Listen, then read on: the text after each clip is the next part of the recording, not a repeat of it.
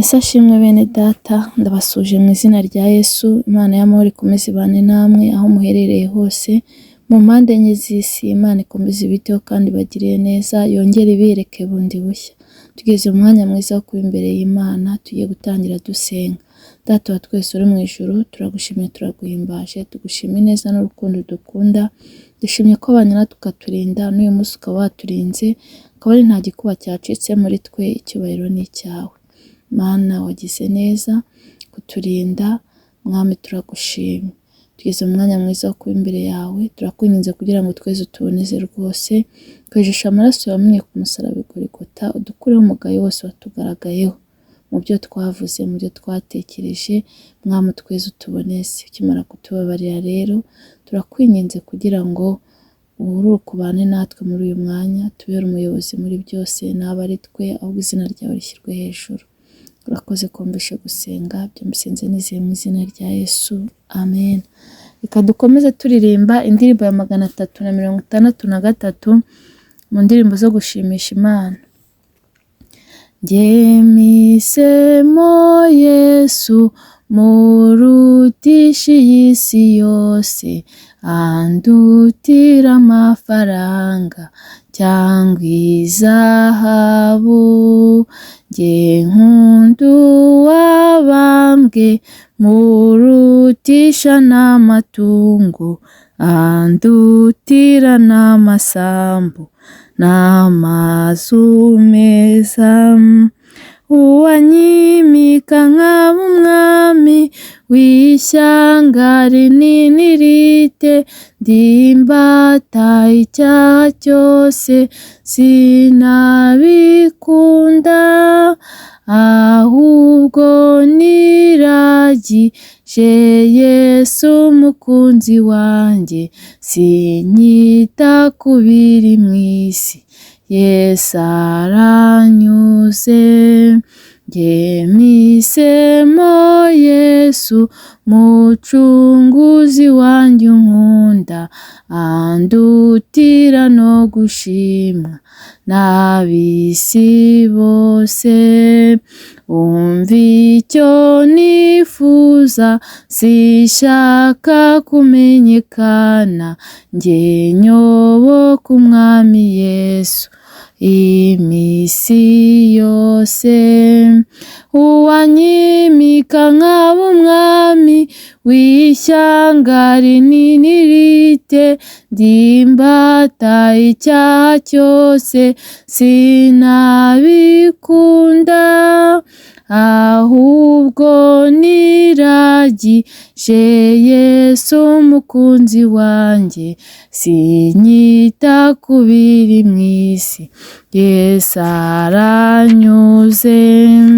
Andyohera cyane, nta buki buryoha nkawe, ni mwiza n'uw'igikundiro cyinshi cyane. Ahumura neza kurusha ibirabyo byose, nta buriki se mufite kwandangirije.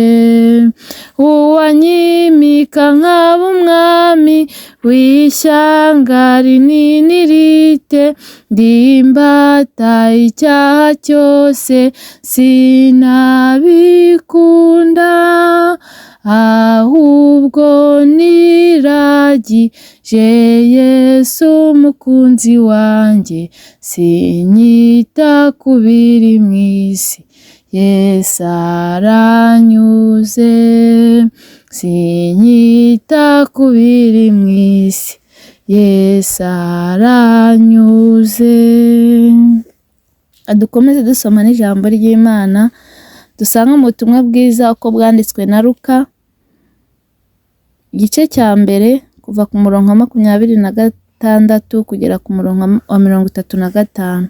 Umutwe w'amagambo uravuga ngo Gaburiyeli abwira Mariya yuko azabyara Yesu. Reka nsome mu izina rya Yesu. Mu kwezi kwa 6, marayika Gaburiyeli atumwa n'Imana mu mudugudu w'i Galilaya witwa i Nazareti, ku mwari wari warasabwe n'umugabo witwaga Yosefu wo mu nzu ya Dawidi. Izina ry'uwo mwari ni Mariya. Amusanga aho yari ari, aramubwira ati, ni amahoro, uhiriwe, Umwami Imana ari kumwe nawe. Ariko we ahagarika umutima cyane w'iryo jambo, atekereza iyo ndamutso icyo ari cyo. Marayika aramubwira ati, witinya Mariya, kuko uhiriwe ku Mana, kandi dore uzasama inda, uzabyara umuhungu, uzamwita Yesu. Azaba mukuru, azitwa Umwana w'Isumba byose, kandi Umwami Imana azamuha intebe y'ubwami ya sekuruza Dawidi. Azima mu nzu ya Yakobo iteka ryose, ubwami bwe ntibuzashira. Mariya abaza marayika ati, ibyo bizabaho bite ko ntararyamana n'umugabo?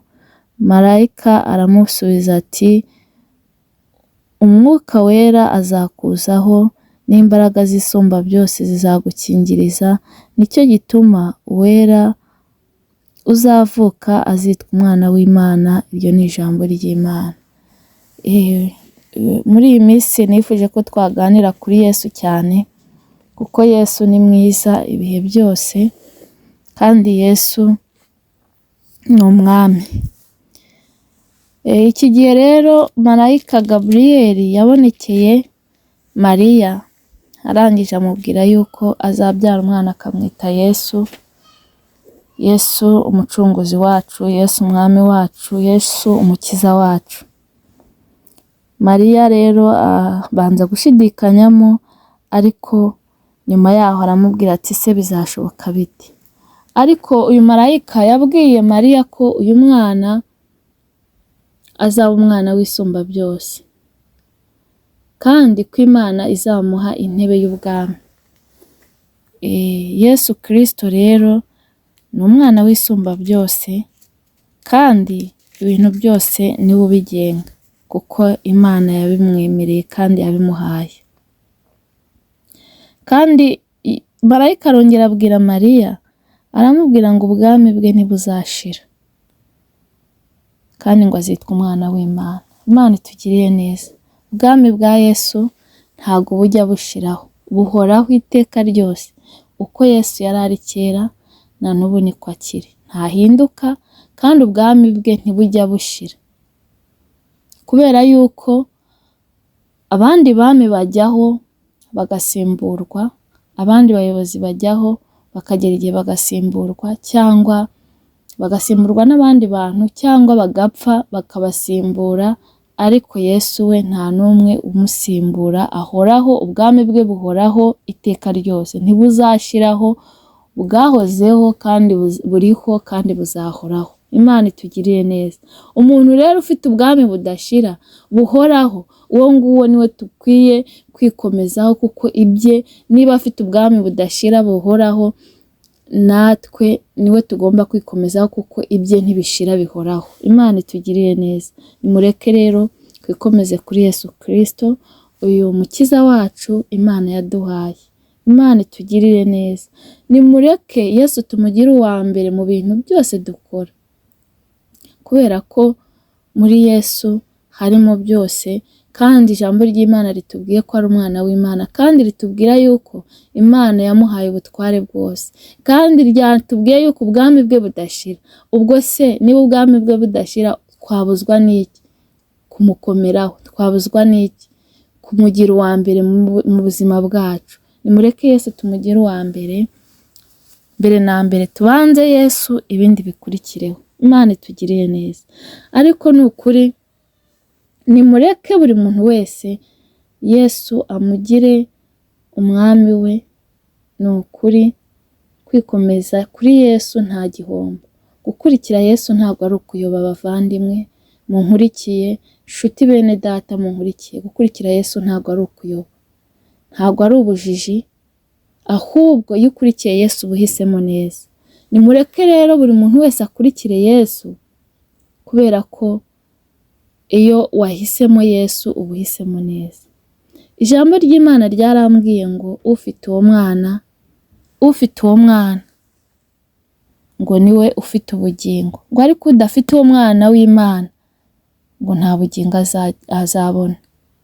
Imana itugirire neza, ngo ufite uwo mwana w'Imana ngo niwe ufite ubugingo, ngo ariko udafite uwo mwana w'Imana nta bugingo afite. Imana itugirire neza. Nimureke rero Yesu ature muri twe, ature mu mitima yacu, kuko ijambo ry'Imana ryarambwiye ngo ufite uwo mwana niwe ufite ubugingo, ngo ariko udafite uwo mwana w'Imana ngo nta bugingo afite. Imana itugirire neza. Nimutunge Yesu mu mitima yanyu, nimutunge Yesu mu byo mukora, Yesu mumugire uwa mbere.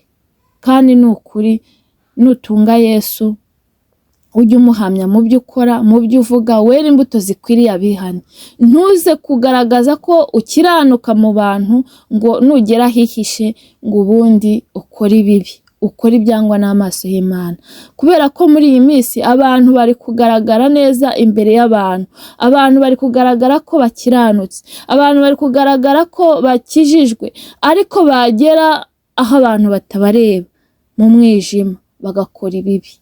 Imana itubabarire. Nimureke dutunge Yesu mu mitima yacu, kandi tumutunge by'ukuri, kugira ngo atubashishe gukiranuka kuri buri kintu cyose. Twere imbuto zikwiriye abihanye, kandi ntidukiranuke mu bantu gusa ngo nitugera hiherereye ngo dukore ibibi. Kuko nubwo uba uri aho hiherereye, nubwo uba uri aho mu mwijima, kamera y'Imana iri kuri wowe, kamera y'Imana irakureba, ijisho ry'Imana rikuriho.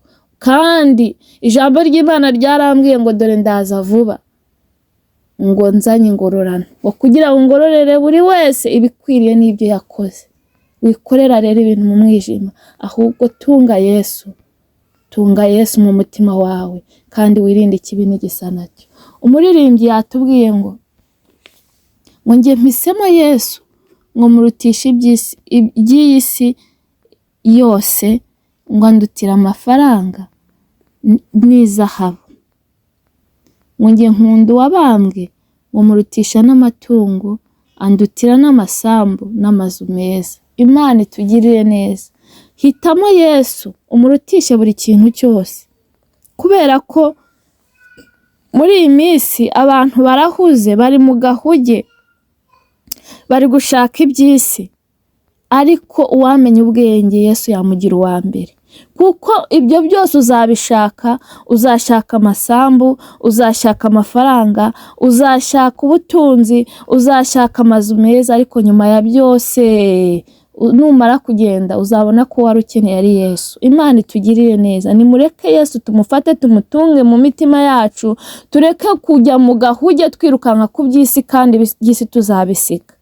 Kandi ijambo ry'Imana ryarambwiye ngo ntawe ukeza abami babiri. Matayo 6:24 ngo ntawe ukeza abami babiri, ngo iyo uri gushaka gukeza abami babiri ngo umwe ushobora kumushimisha undi ukamubabaza. Fata umwanzuro rero, utunge Yesu mu mutima wawe, umugire uwa mbere, umurutishe ibintu byose, kuko ibyo byose nyuma yabyo uzabona ko wari ukeneye ari Yesu. Password ni ukutunga Yesu mu mutima, nibwo byose bizagenda neza kandi bikagira n'umumaro, kandi ukagira n'iherezo ryiza. Ngo uwanyimika nkaba umwami w'ishyanga rinini riti, ngo ndimbata y'icyaha cyose ngo sinabikunda. Byaba bibabaje nubwo baguha iby'isi byose, nubwo waba umwami ukomeye, nubwo waba perezida ukomeye, ariko ukaba imbata y'icyaha, ntacyo byaba bimaze. Ahubwo tunga Yesu Kristo. Igitero cya 4, igitero cya 3 cyavuze ngo ndyohera cyane, ngo nta buki buryoha nkawe, ngo ni mwiza n'uw'igikundiro cyinshi cyane, ngo kandi ngo ahumura neza, ngo kurusha ibirabyo byose, ngo nabura iki se mufite kwa ndangirije. Imana itugirire neza. Yesu araryoshye, Yesu araryoha, Yesu ni mwiza, Yesu n'uw'igikundiro cyinshi. Ni ukuri muri Yesu uraryoherwa, muri Yesu Mana sinzi ukuntu nabibabwira, ariko Yesu araryoshye pe. wowe utari wakira Yesu nk'umwami n'umukiza w'ubugingo bwawe, ngwino wakire Yesu kuko Yesu araryoshye. Muri Yesu niho harimo byose, muri Yesu niho harimo ubuzima, muri Yesu niho harimo amahoro atemba nk'uruzi ngo ab'isi ntibayazi. Imana itugirire neza. Yesu araryoshye kandi Yesu ni mwiza. Yesu ni uw'igikundiro cyinshi kandi ubwami bwe ntibuzashira. Imana itugiriye neza rero, nimuze muri Yesu.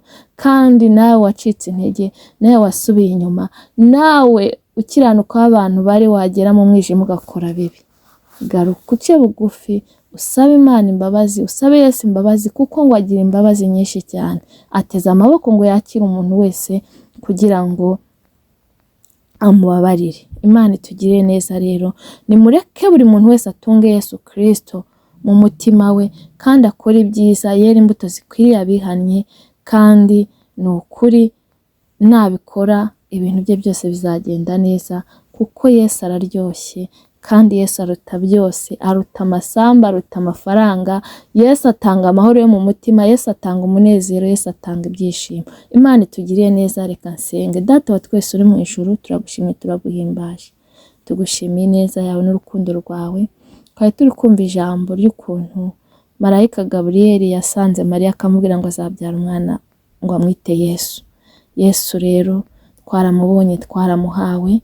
Mana wagize neza, yaraducunguye, yaradupfiriye kugira ngo tubabarirwe ibyaha byacu. Yesu araryoshye, Yesu ni umwami, Yesu ni igitangaza, Yesu ni umwami w'amahoro, ni data wa twese. Mana ushimwe ko waduhaye umwana wawe kugira ngo atubere incungu y'ibyaha. Wagize neza rero, ngo ukomeze ubane natwe kandi dukomeze duye kumutunga mu mitima yacu, kuko ijambo ryarambwiye ngo ufite uwo mwana w'Imana niwe ufite ubugingo, ngo ariko udafite uwo mwana w'Imana ngo nta bugingo afite. Reka dutunge Yesu Kristo mu mitima yacu. Mwana igira neza rero, ita ku barwayi bakize, kandi komeza uko ububyutse mu itorero, ugabanya abarimbuka wongera abakizwa. Batarakwakira nk'umwami n'umukiza bahe kukwakira, kandi mwami Imana komeze turindire ubugingo ko ari bwo buzakubona. Turwanire intambara tuzi neza tutazi, tubere maso kandi tubere ku rugamba. Dusengeye abafite intimba n'agahinda kugira ngo bahe amahoro yo mu mutima. Dusengeye isi iha amahoro mu izina rya Yesu Kristo. Urakoze rero kubw'uyu mwanya, twemerere Mwuka Wera akomeza dusure kandi tuganirize iri jambo. Urakoze kumvishe gusenga ubu n'iteka ryose. Amen. Mwakoze cyane kubw'uyu mwanya. Imana y'amahoro ibahe umugisha kubwo kwitanga mu kumva ijambo ryayo, kandi mbifurije umwaka mushya muhire.